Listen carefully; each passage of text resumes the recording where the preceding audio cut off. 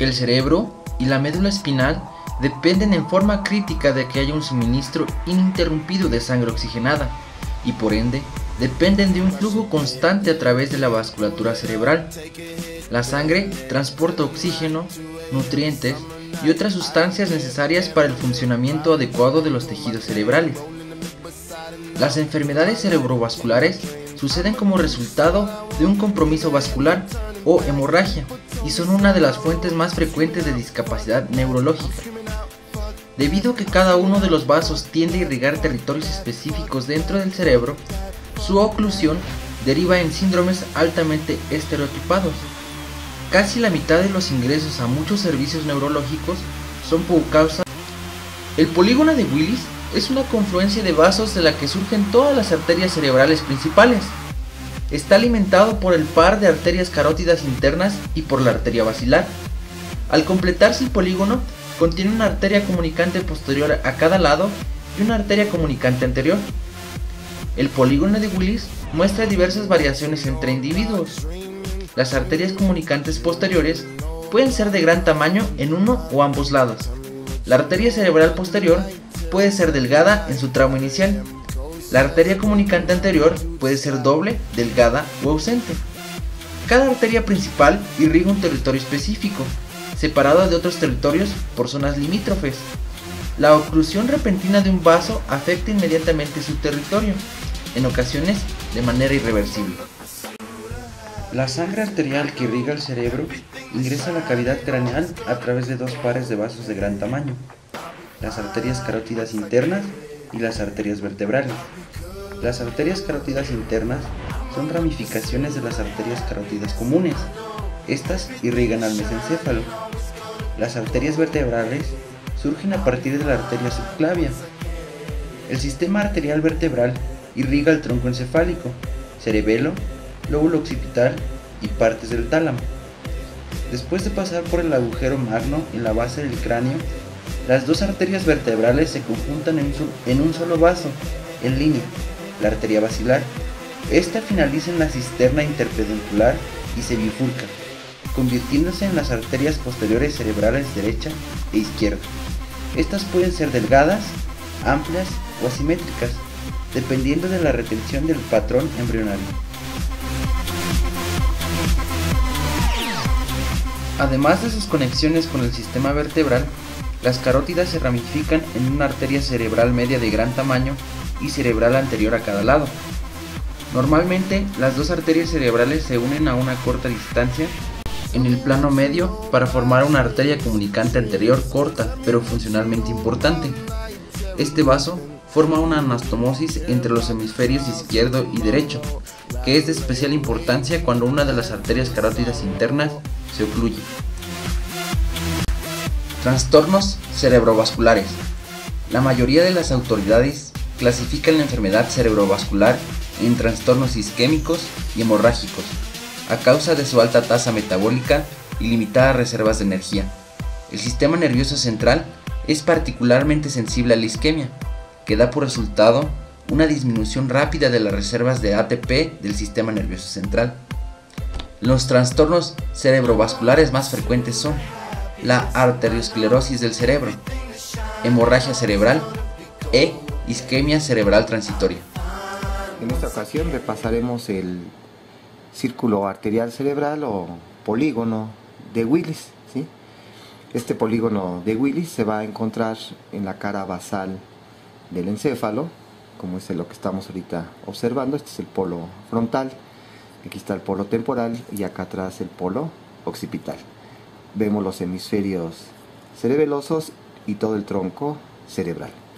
Si hacemos un acercamiento en esta cara basal del encéfalo, exactamente en su porción central, es donde podemos localizar este polígono de Willis o círculo arterial cerebral, que es el sitio donde se van a originar gran parte de las arterias que van a irrigar a todo nuestro encéfalo, sobre todo lo que serían las estructuras derivadas del prosencéfalo. Vamos a observar aquí como referencia lo que sería los nervios ópticos y aquí atrás uniéndose en el quiasma óptico. Y el primer elemento que vamos a estudiar que forma parte del círculo arterial cerebral o polígono de Willis es nuestra carótida interna. Aquí tenemos la carótida interna de un lado que está cerrada y acá la del otro lado, la carótida interna. Esta carótida interna, lateral al quiasma óptico, se va a dividir en sus dos ramos terminales, que sería la arteria cerebral media, que no forma parte del polígono de Willis o del círculo arterial cerebral, ya que se va lateralmente hacia la profundidad de la cisura lateral o de Sylvia. Y la otra rama terminal de la carótida interna es la arteria cerebral anterior. Esta arteria cerebral anterior sí forma parte del polígono de Willis, ¿sí? Y que se origina en este punto de la arteria cerebral, de la arteria carótida interna. Aquí tendríamos el origen de la arteria cerebral anterior, ¿sí? Que se va dirigiendo por arriba del quiasma y de los nervios ópticos hacia la cisura interhemisférica. Entonces está formando los bordes anteriores del polígono de Willis. Aquí tenemos una cerebral anterior y aquí tenemos la otra cerebral anterior, originándose de la carótida interna. La porción anterior de este polígono lo va a formar este tronquito vascular, que es la arteria comunicante anterior, que nos está uniendo a las dos arterias cerebrales anteriores. Es lo que algunos autores denominan, ¿sí?, el segmento precomisural o el segmento A1 de la arteria cerebral anterior. Si nos vamos hacia los elementos posteriores que forman el polígono de Willis, vemos que la misma carótida interna, antes de dividirse, da origen a esta rama colateral, que se dirige posteriormente y ligeramente medial son las arterias comunicantes posteriores, que en este espécimen son más o menos simétricas, aunque lo común es también que sean asimétricas, donde haya hipoplasia o falta de desarrollo de alguna de estas arterias comunicantes posteriores. Estas comunicantes posteriores están formando parte también de este círculo arterial cerebral y hacia atrás se van a unir con la arteria cerebral posterior. Aquí tenemos la arteria cerebral posterior de un lado y de otro lado, y vemos cómo estas arterias comunicantes posteriores se están uniendo a las cerebrales posteriores, que a su vez son ramas terminales de la arteria o del tronco basilar. Entonces, los elementos posteriores que van a limitar a este polígono van a ser las comunicantes posteriores y las dos arterias cerebrales posteriores.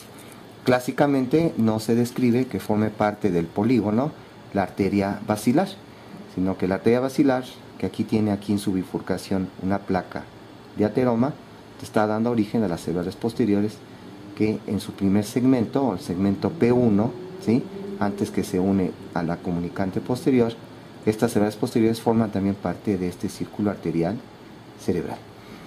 Este círculo arterial cerebral es importante porque forman vías alternas, ¿sí?, para la circulación. Cuando hay una obstrucción crónica de una carótida, puede ser que a través de la otra carótida se mantenga un flujo de las ramas terminales de esta carótida interna a través de la otra carótida, la comunicante anterior, y de ahí nutrirse la arteria cerebral media y la misma comunicante posterior. De este círculo arterial cerebral se están originando ramos perforantes que van a ir hacia la región del hipotálamo. Aquí tenemos la región donde estaría naciendo el tallo hipofisiario y hacia atrás los cuerpos mamilares. Entonces, de las arterias comunicantes posteriores se originan ramos perforantes que van hacia el infundíbulo, hacia los cuerpos mamilares como la arteria premamilar, y también ramos perforantes que se van a dirigir al quiasma óptico y al mismo nervio óptico.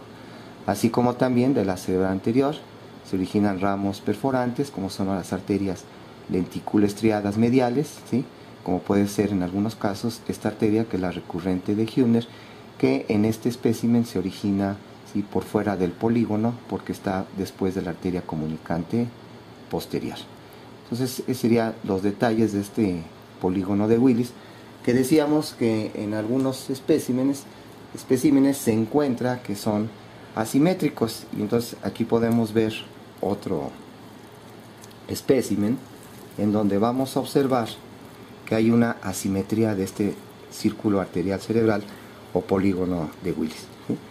Aquí se ha conservado afortunadamente lo que sería la hipófisis con el tallo hipofisiario naciendo en la cara ventral del hipotálamo, ¿sí? Lo que sería el infundíbulo, y posterior al quiasma óptico. Entonces vemos aquí la relación del tercer nervio craneal, ¿sí? con la arteria comunicante posterior. Aquí estaría la arteria comunicante posterior, naciendo de la cara posterior y medial de la carótida interna y dirigiéndose hacia la arteria cerebral posterior. Y en este espécimen observamos que hay una agenesia de la arteria comunicante posterior de un lado, en este caso del lado izquierdo. Aquí estaría el tercer nervio craneal, y no se observa aquí un tronquito que esté uniendo la arteria carótida interna con la arteria cerebral posterior. Entonces es una agenesia de lo que sería la arteria comunicante posterior. Aquí vemos ramos, ¿sí?